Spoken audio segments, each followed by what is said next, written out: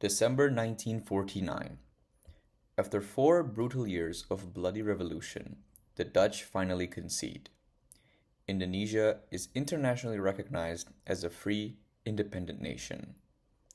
If this were a standard 1950s propaganda film, this is exactly where the credits would roll. The brave guerrillas defeated the evil colonizers, the nation is liberated, and everyone lives happily ever after. But in 1954, the father of Indonesian cinema, Usmar Ismail, refused to tell that comfortable lie. Instead, he pointed his camera at the dark reality of a post-war society and asked the question no one else dared to ask. We won the war, but what happens the day after? To understand just how radical Lewat Djam Malam was, we have to look at the cinematic foundation it was actively trying to tear down. For decades before independence, cinema in the Dutch East Indies was entirely built on pacifying escapism. Massive 1930s hits like Terang Bulan established a rigid commercial formula.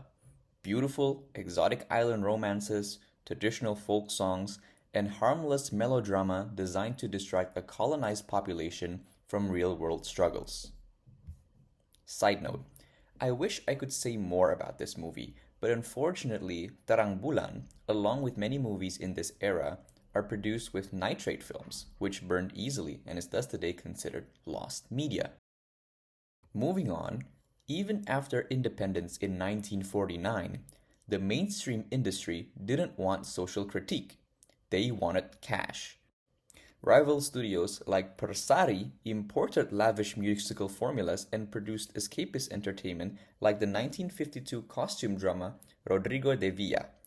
Audiences and studio executives alike demanded clean, comfortable narratives. The bravery of Lewat Djam Malam, or After the Curfew, becomes remarkable when we look at Usmar Ismail's exhausting battle with the state. Ismail had actually tried to deconstruct the myth of the flawless revolutionary hero from the very beginning. His 1950 film, Darah dan Doa, or The Long March, now regarded as the first national Indonesian film, was deliberately designed to show freedom fighters not as flawless saints, but as highly fallible individuals. But the young republic wasn't ready for that truth. The film sparked massive controversy, angered rival military factions, and even required President Sukarno's personal permission just to be released, and it ultimately failed at the box office. Facing bankruptcy and relentless pushback from the Indonesian Censorship Bureau, Ismail was forced to compromise. To save his studio, he directed 6 Jam di Jogja, or 6 Hours in Jogja, in 1951. A more palatable docudrama that glorified collective tactical heroism and gave the nation the exact patriotic boost it craved. When he tried to return to the psychological trauma of waylaid guerrillas in the 1952's Embun, or Dewdrop, critics and censors battered the film once again for being incompatible with the state's modernization goals, forcing his studio to pivot into producing safe, commercial musicals just to keep the lights on. So when Usmar Ismail began production on After the Curfew in 1954, he knew better than anyone at how the post-war elite punished social critique, which was why his decision to return to the psychological ruin of a scarred veteran like Iskandar in After the Curfew was a bold, uncompromising declaration that Indonesian cinema would not act as a pacifying instrument of state propaganda. Ismail took the heroic soldier archetype he helped to popularize and broke him. His new protagonist, Iskandar, is not enjoying the spoils of independence. He is an ex-soldier suffering from profound psychological trauma, or PTSD. Trained to kill for a high-minded ideal, he returns to civilian life only to realize the revolution he bled for has already been hijacked by opportunists. Belikan uang itu semua untuk cincin berlian lain. Apa untuk orang semacam bapak ini kah aku berjuang selama ini? Bukan kau sendiri saja bekas pejuang. Memang bukan. Tapi sedikitnya aku tidak mencemarkan nama kawan-kawanku. Penipu, pengkhianat, iblis! Kalau mau jujur, jangan hidup di sini. Pergilah kembali ke hutan atau ke gunung. So while the war is over, Bandung, where the film takes place, is choked by a military-imposed curfew. As Iskandar navigates these shadows, it becomes clear that the curfew ceases to be just a plot point. And one may wonder, has the nation truly shed its old colonial oppressors? Or does it find itself being caged by its new masters? To convey this heavy psychological dread, Usmar Ismail needed a visual language that broke entirely from the artificial, polished look of studio sound stages. He found the answer in post-war Europe: Italian neorealism.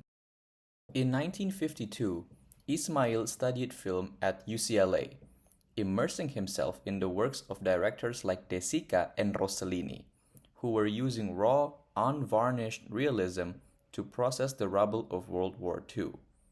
When Ismail returned to direct for his own studio, Perfini, he brought this ethos with him. He wanted Indonesian cinema to capture the authentic bleeding texture of the nation's streets.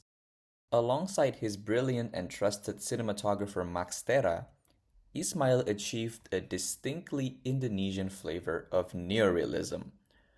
Working with severely limited equipment, Terra turned a technical constraint into an artistic triumph.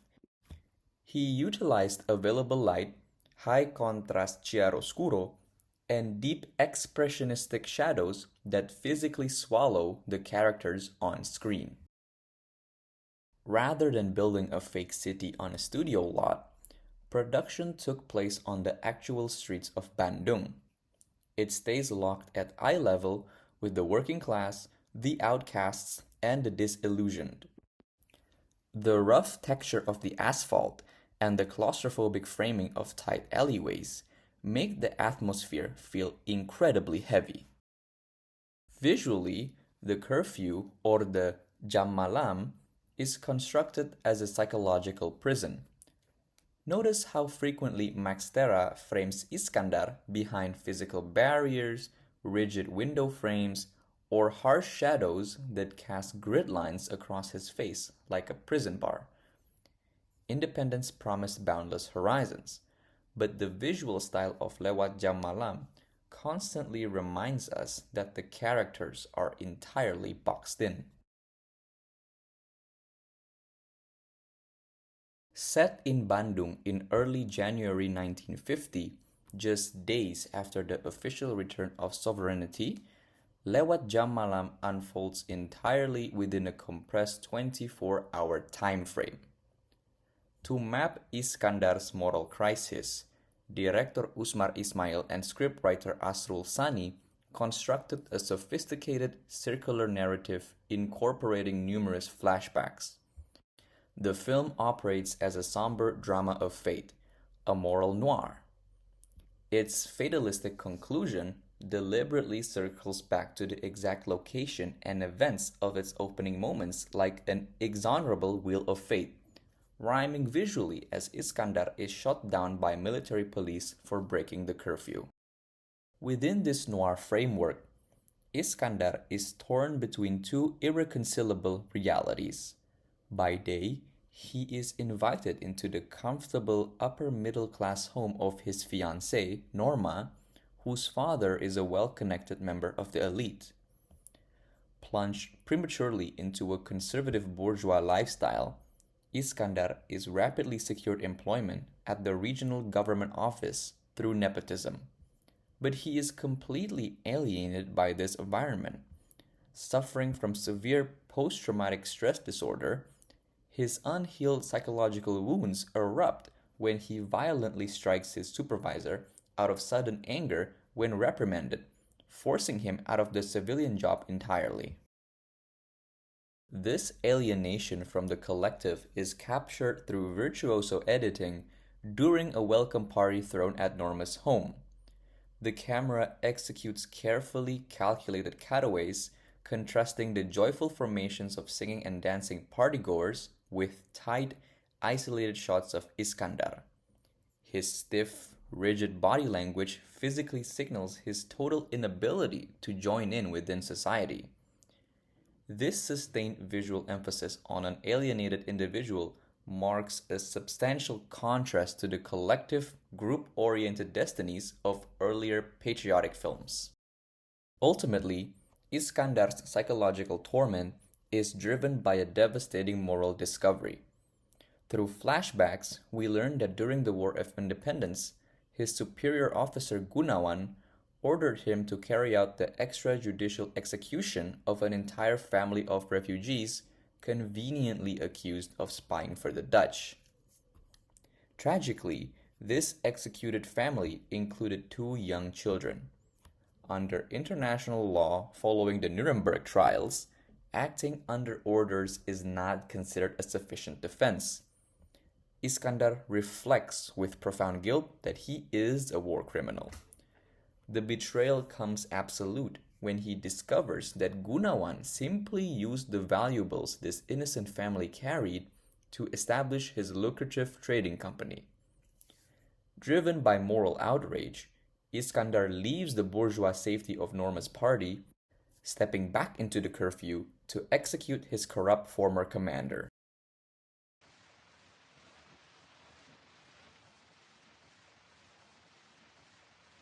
Kau yang membunuh.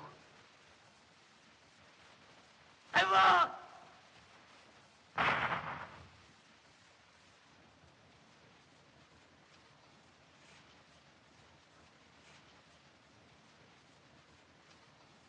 Usmar Ismail diagnosed a permanent structural condition within the post-war anxiety in 1954. The film exposes how military command and revolutionary authority were shamelessly converted into foundational capital for private businesses. By tracing the rise of figures like Gunawan, the film establishes the historical blueprint for Indonesia's modern oligarchy, where political connections and institutional power remain inextricably linked to massive economic monopolies. Just as Iskandar realizes the pure ideals of the 1945 revolution have been hijacked by opportunists, contemporary Indonesian youth face a strikingly parallel disillusionment. The promises of the 1998 Reformasi fought to dismantle entrenched corruption, collusion, and nepotism, or KKN, often feel co-opted by the very same resilient political and economic elites. For modern audiences watching Iskandar's tragic realization, the historical echo is unmistakable. The faces and eras change, but the structural extraction remains entirely cyclical. Same problems, new masters. Academic critiques note that the corrupt elites in Lewat Djam Malam hide behind performative, surface-level patriotism to justify their status and greed. The film demonstrates how patriotic rhetoric is weaponized to demand unity and silence dissent. Today, elite figures continue to deploy fierce nationalist sentiments as a highly convenient ideological shield, deflecting public criticism away from systemic corruption, environmental exploitation, and compromised governance. Ultimately, Lewat Djam Malam remains a masterpiece because Iskandar represents the uncompromising moral conscience of a nation.